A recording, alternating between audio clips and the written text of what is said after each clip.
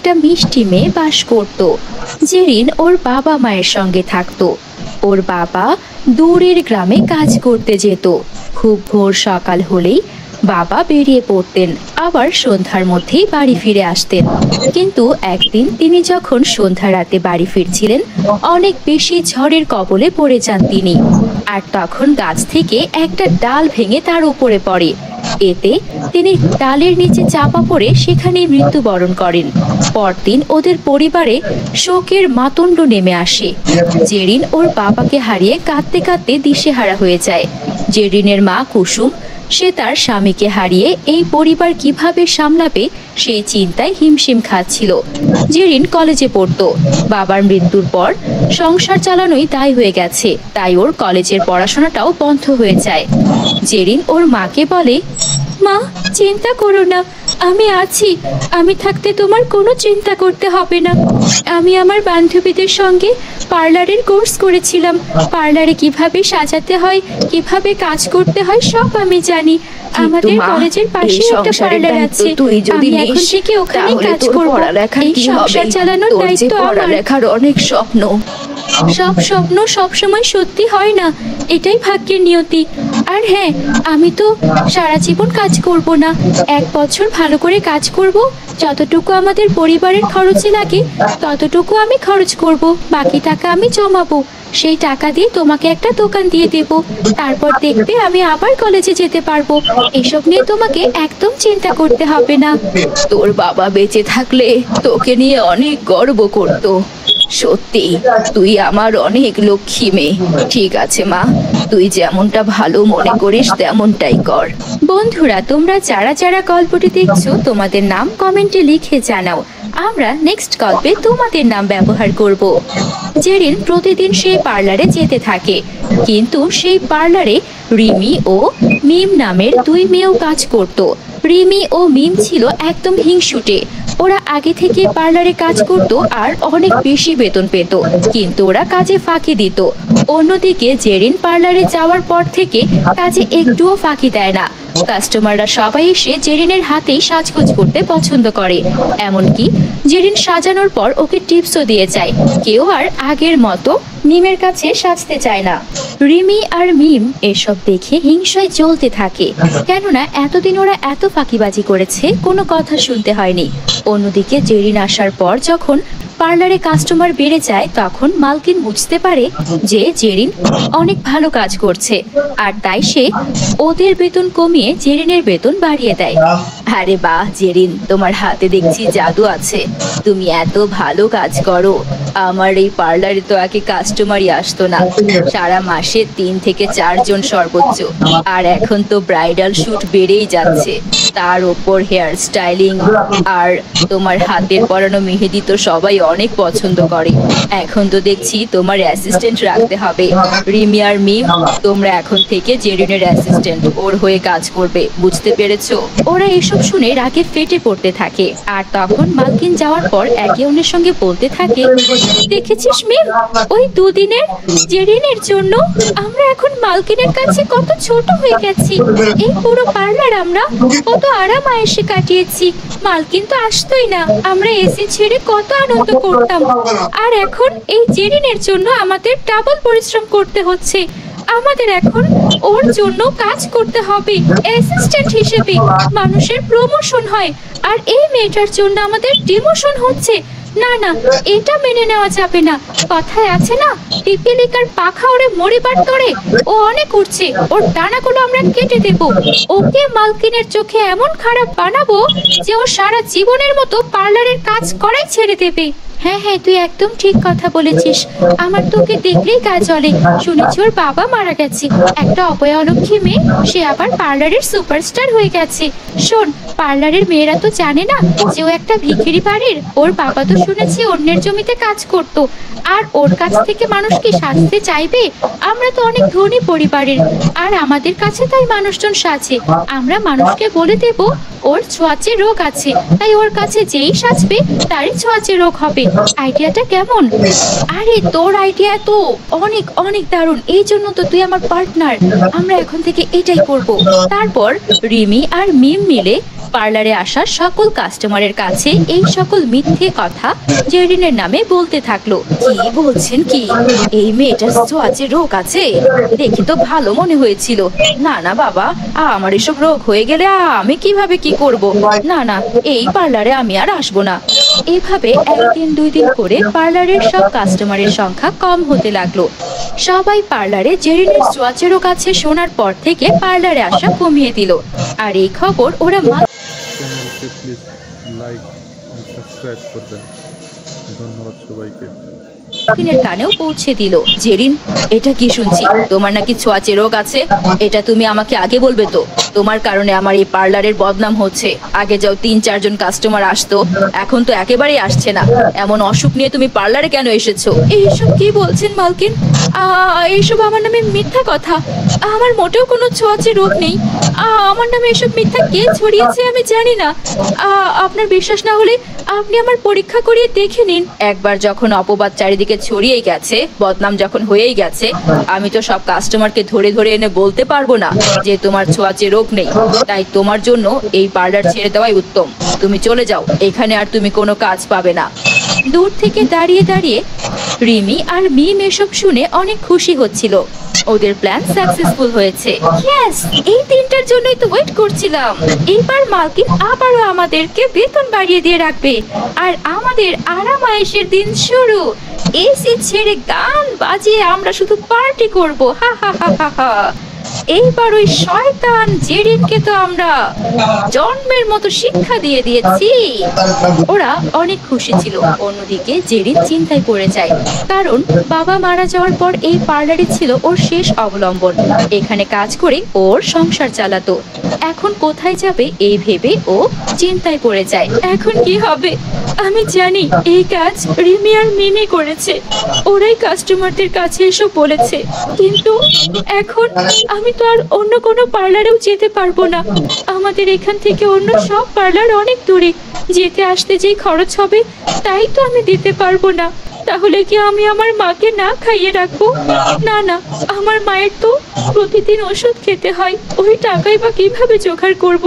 মেয়ে হয়ে যদি মায়ের চিকিৎসার টাকা জোগাড় দিতে না পারি, এর চেয়ে লজ্জার কিছুই হতে পারে না। এর চেয়ে আমার মরে যাওয়া ভালো। এইসব ভেবে জেরিন অনেক কষ্ট পাচ্ছিল। তাই ও মনের দুঃখে রাস্তা দিয়ে হেঁটে যাচ্ছিল অন্য মনস্ক হয়ে। ও হেঁটে যেতে যেতে কিছু একটার উপর হোঁচট খেয়ে পড়ে যায়। ব্যথা পেলাম। এখানে কি পড়ে আছে দেখি তো। আরে, এটা তো একটা পাথর। এই পাথরটা এখানে কে রেখেছে? সরিয়ে দেই, নয়তো এখান দিয়ে যে বা যারাই যাবে তারাই হোঁচট খাবে। তারপর যখন জেরিন সেই পাথরটা সেখান থেকে সরাতে গেল, পাথর সরিয়েই দেখলো সেই পাথরের নিচে ছোট্ট একটা পাখি চাপা পড়ে আছে। আরে আরে, এই পাথরের নিচে পাখিটা কিভাবে চাপা পড়লো? এই যে পাখি, ওঠো ওঠো ওঠো। আরে, কতটা রক্ত বয়ে গেছে। না না, আমাকে এখনই দুর্বা ঘাস নিয়ে আসতে হবে। রক্ত পড়া বন্ধ করতে হবে। জেরিন দৌড়ে গেল পাখিটার জন্য দুর্বা ঘাস নিয়ে আসতে। তারপর দুর্বা ঘাস পিষে সেই পাখিটার ডানায় লাগিয়ে দিল। কিছুক্ষণের জন্য পাখিটার রক্ত পড়া বন্ধ হলো। তারপরও পাখিটাকে বাসায় নিয়ে এলো আর একটু দানা পানি খেতে দিল। এদিকে জেরিনের মন ভীষণ খারাপ ছিল। কি রে জেরিন, তোকে দেখে এমন বিষণ্ণ লাগছে কেন? আর এই পাখিটা কোথায় পেলি? আর বলো না মা, সে অনেক কথা। পাখিটাকে আমি কুড়িয়ে পেয়েছি। পাখিটার একটু সেবা যত্ন দরকার। আমি তো আপাতত দানা খেতে দিয়েছি, তুমি একটু সরিষা দানা এনে দিও। সে আমি এনে দেবো ক্ষণ। তোকে দেখে এমন কেন লাগছে? এমনটা তো হয় না। আসলে আমার ওই পার্লারের কাজটা আর নেই। মানুষ মানুষের ভালো সহ্য করতে পারে না মা। আমার সঙ্গেও তাই হয়েছে। তবে তুমি চিন্তা করো না, কোনো না কোনো একটা ব্যবস্থা আমি ঠিক করে নেব। পাখিটা বসে বসে সবকিছুই শুনছিল মা মেয়ের কথা। একটু পর পাখিটা দানা পানি খেয়ে যখন সুস্থ হয়ে গেল, জানলা দিয়ে উড়ে চলে গেল। আরে আরে, পাখিটা চলে গেল। অবশ্য বনের পাখি বনে ফিরে যাবে, এটাই তো স্বাভাবিক। যাক, ও তো সুস্থ হয়ে গেছে, এতেই আমি খুশি। কিন্তু একটু পরে পাখিটা আবার ফিরে এলো। আরে, ওই পাখিটা না আবার কেন ফিরে এসেছে? পাখিটা জেরিনের জামাই ধরে টানতে লাগলো আর টেনে টেনে জেরিনকে বাইরে নিয়ে আসলো। আরে আরে পাখি, করছো কি? আমাকে টানছো কেন?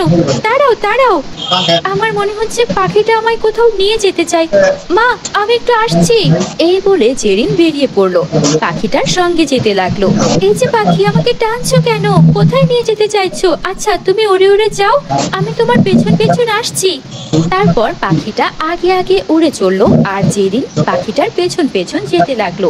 তারপর এভাবে যেতে যেতে ওরা বনের একদম শেষ প্রান্তে চলে এলো। আরে, আমরা তো জঙ্গলের শেষ প্রান্তে চলে এসেছি পাখি, তুমি আমাকে এখানে কেন নিয়ে এসেছো? মুহূর্তের মধ্যে পাখিটা একটা সুন্দর সোনালী পরীতে রূপান্তরিত হয়ে গেল। আরে, তুমি তো একটা পাখি নাকি পরী? আমি কি স্বপ্ন দেখছি নাকি? না না, এটা তো স্বপ্ন না, তুমি তো একটা পরী। আমাকে সবকিছু বলো, এইসব কি হচ্ছে? তুমি যা দেখছো সব সত্যি দেখছো। আমি আসলে একটা পরী। আমাকে একটা দুষ্টু ডাইনি পাখি বানিয়ে ওই পাথরের নিচে চাপা দিয়ে রেখেছিল। ডাইনিরা আমাদের সহ্য করতে পারে না, কারণ আমরা ডাইনিদের সব শয়তানি শেষ করে দেই। আর তাই তো